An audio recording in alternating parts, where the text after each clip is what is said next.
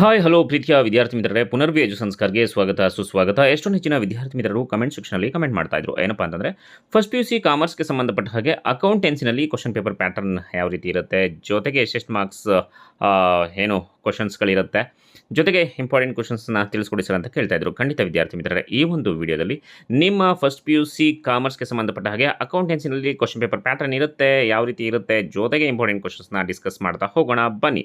So ಅದರಲ್ಲಿ ಮೊದಲಿಗೆ ನೀವೇನಾದರೂ ಕೂಡ ಹೊಸದಾಗಿ ನಮ್ಮ ಚಾನಲ್ಗೆ ಭೇಟಿಯನ್ನು ಕೊಟ್ಟಿದ್ರೆ, ಇನ್ನೂ ಕೂಡ ನಮ್ಮ ಚಾನಲ್ನ ಸಬ್ಸ್ಕ್ರೈಬ್ ಮಾಡಲಿಲ್ಲ ಅಂತಂದರೆ ಬೇಗನೆ ಸಬ್ಸ್ಕ್ರೈಬ್ ಮಾಡ್ಕೊಳ್ಳಿ. ಯಾಕಪ್ಪ ಅಂತಂದರೆ ಮುಂಬರುವಂಥ ಎಜುಕೇಷನ್ ಅಪ್ಡೇಟ್ಸ್ ಆಗಿರ್ಬೋದು, ಸ್ಕಾಲರ್ಶಿಪ್ ಅಪ್ಡೇಟ್ಸ್ ಆಗಿರ್ಬೋದು, ಎಲ್ಲ ರೀತಿಯಾದಂತಹ ಶೈಕ್ಷಣಿಕ ಸುದ್ದಿಗಳನ್ನು ಕೊಡ್ತಾ ಹೋಗ್ತಾ ಇರ್ತವೆ. ಮತ್ತೆ ಯಾಕೆ ತಡ, ಸಬ್ಸ್ಕ್ರೈಬ್ ಮಾಡಿ, ಪಕ್ಕದಲ್ಲಿರುವ ಬೆಲ್ ಐಕಾನ್ ಕ್ಲಿಕ್ ಮಾಡಿ, ಜೊತೆಗೆ ಆಲ್ ಅನ್ನೋದನ್ನು ಒತ್ತಿ. ಬನ್ನಿ ಈಗ ವಿಡಿಯೋನ ಶುರು ಮಾಡೋಣ.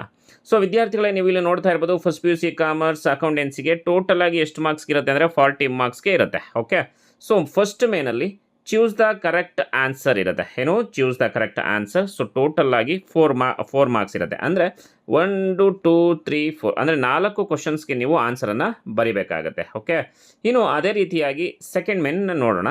ಸೆಕೆಂಡ್ ಮೇನಲ್ಲಿ ಫಿಲ್ ಇನ್ ದ ಬ್ಲ್ಯಾಂಕ್ಸ್ ಇರುತ್ತೆ. ಬಿಟ್ಟ ಸ್ಥಳ ತುಂಬಿರಿ. Fill in the blanks. ಎಷ್ಟು ಕ್ವಶನ್ಸ್ ಇರುತ್ತೆ? ಟೋಟಲ್ ಆಗಿ 3 ಕ್ವಶನ್ಸ್ ಇರುತ್ತೆ. ಸೊ ಒಂದೊಂದಕ್ಕೂ ಕೂಡ ಒಂದೊಂದು ಮಾರ್ಕ್ಸ್ ಅಂತಂದರೆ, ಸೊ ಟೋಟಲ್ ಆಗಿ ನಿಮಗೆ ಫಿಲ್ ಇನ್ ದ ಬ್ಲ್ಯಾಂಕ್ಸ್ಗೆ 3 ಮಾರ್ಕ್ಸ್ ಇರುತ್ತೆ. ಸೊ ಇನ್ನು ಅದೇ ರೀತಿಯಾಗಿ ಥರ್ಡ್ ಮೇನ್ಗೆ ಬರೋಣ. ಇಲ್ಲಿ answer the following questions in 1 word or 1 sentences each.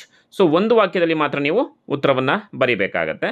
So ಇಲ್ಲಿ ಒಂದೊಂದು ಕ್ವಶನ್ಗೂ ಕೂಡ ಒಂದೊಂದು ಮಾರ್ಕ್ಸ್ ಇರುತ್ತೆ. ಯಾವುದೇ ರೀತಿಯಾದಂತಹ ಎಕ್ಸ್ಟ್ರಾ ಕ್ವಶನ್ಸ್ನ ಕೊಟ್ಟಿರೋದಿಲ್ಲ. 4 ಕ್ವಶನ್ಸ್ ಇರುತ್ತೆ, ಒಂದೊಂದಕ್ಕೆ ಒಂದೊಂದು ಮಾರ್ಕ್ಸ್ ಅಂತಂದ್ರೂ ಕೂಡ. ಸೊ ಟೋಟಲ್ ಆಗಿ ನಿಮಗೆ 4 ಮಾರ್ಕ್ಸ್ ಸಿಗುತ್ತೆ ವಿದ್ಯಾರ್ಥಿಗಳೇ. ಸೊ ಅದೇ ರೀತಿಯಾಗಿ ಫೋರ್ತ್ ಮೇನ್ಗೆ ಬರೋಣ. Answer any 3 questions. ಸೊ ನೀವು 3 ಕ್ವಶನ್ಸ್ಗೆ ಆನ್ಸರ್ ಮಾಡಬೇಕಾಗತ್ತೆ. ಸೊ ಇಲ್ಲಿ ಏನಪ್ಪ ಅಂತಂದರೆ, ಇಲ್ಲಿ ಟೋಟಲ್ ಆಗಿ ನಿಮಗೆ 5 ಕ್ವಶನ್ಸ್ಗಳನ್ನ ಕೊಟ್ಟಿರ್ತಾರೆ. ಸೊ 5ರಲ್ಲಿ ನೀವು 3 ಕ್ವಶನ್ ಮಾತ್ರ ಬರೀಬೇಕಾಗತ್ತೆ. ಸೊ ಒಂದೊಂದು ಕ್ವಶನ್ಗೂ ಕೂಡ 2 ಮಾರ್ಕ್ಸ್ ಇರುತ್ತೆ. ಸೊ ಟೋಟಲ್ ಆಗಿ ನಿಮಗೆ 6 ಮಾರ್ಕ್ಸ್ ಸಿಗುತ್ತೆ. ಯಾವುದರಲ್ಲಿ? ಫೋರ್ತ್ ಮೇನಲ್ಲಿ. ಸೊ ಇನ್ನು ಅದೇ ರೀತಿಯಾಗಿ ಫಿಫ್ತ್ ಮೇನಿಗೆ ಬರೋಣ. Answer any 1 of the following. ಒಂದು ಕ್ವಶನ್ ಮಾತ್ರ ನೀವು ಬರೀಬೇಕಾಗತ್ತೆ. ಸೊ ಇಲ್ಲಿ 2 ಕ್ವಶನ್ಸ್ಗಳನ್ನ ಕೊಟ್ಟಿರ್ತಾರೆ. ಓಕೆ, ನೋಡಿ 2 ಕ್ವಶನ್ಸ್ ಇದೆ. ಸೊ 2 ಕ್ವಶನ್ಸ್ ಇರೋದ್ರಿಂದ ನೀವು ಯಾವುದಾದ್ರೂ ಒಂದಕ್ಕೆ ಬರೀಬೇಕಾಗುತ್ತೆ. ಆ ಒಂದು ಕ್ವಶನ್ಗೆ ಟೋಟಲ್ ಆಗಿ ಎಷ್ಟು ಮಾರ್ಕ್ಸ್ ಇರುತ್ತೆ? 6 ಮಾರ್ಕ್ಸ್ ಇರುತ್ತೆ. ಸೊ ಫಿಫ್ತ್ ಮೇನಲ್ಲಿ 6 ಮಾರ್ಕ್ಸ್ ಇರುತ್ತೆ. ಸೊ ಅದನ್ನು ನೀವು ನೋಡಿಕೊಂಡು ಕರೆಕ್ಟಾಗಿ ಬರೀಬೇಕಾಗತ್ತೆ. ಸೊ ಇನ್ನು answer the following questions sixth ಮೇನಲ್ಲಿ ಇರುತ್ತೆ. ಸೊ ಇಲ್ಲಿಯೂ ಕೂಡ ಯಾವ ಕ್ವಶನ್ಸ್ನೂ ಬಿಡೋಂಗಿಲ್ಲ. ಸೊ ಒಂದೇ ಕ್ವಶನ್ಸ್ ಇರುತ್ತೆ. ಸೊ ಒಂದು ಕ್ವಶನ್ಸ್ಗೆ ನಿಮಗೆ ಟೋಟಲ್ ಆಗಿ 12 ಮಾರ್ಕ್ಸ್ ಇರುತ್ತೆ ಮಕ್ಕಳೇ. ಸೊ 12 ಮಾರ್ಕ್ಸ್ನ ನೀವು ಈಸಿಯಾಗಿ ತೆಗೆದುಕೊಳ್ಬೋದು. ಇನ್ನು ಥರ್ಡ್ ಮೇನಲ್ಲಿ ಪ್ರಾಜೆಕ್ಟ್ ಓರಿಯೆಂಟೆಡ್ ಕ್ವಶನ್ಸ್ ಇರುತ್ತೆ. POQ ಅಂತ ಕ್ವಶನ್ಸ್ ಅಂತ ಏನು ಹೇಳ್ತೀವಿ. ಸೊ ಟೋಟಲ್ ಆಗಿ ಇದು 5 ಮಾರ್ಕ್ಸ್ಗೆ ಇರುತ್ತೆ. ಒಂದು ಪ್ರಾಬ್ಲಮ್ಸ್ನ ಕೊಟ್ಟಿರ್ತಾರೆ. ಆ ಪ್ರಾಬ್ಲಮ್ಸ್ನ ನೀವು ಸಾಲ್ವ್ ಮಾಡಿದ್ರೆ ನಿಮಗೆ ಎಷ್ಟು ಮಾರ್ಕ್ಸು?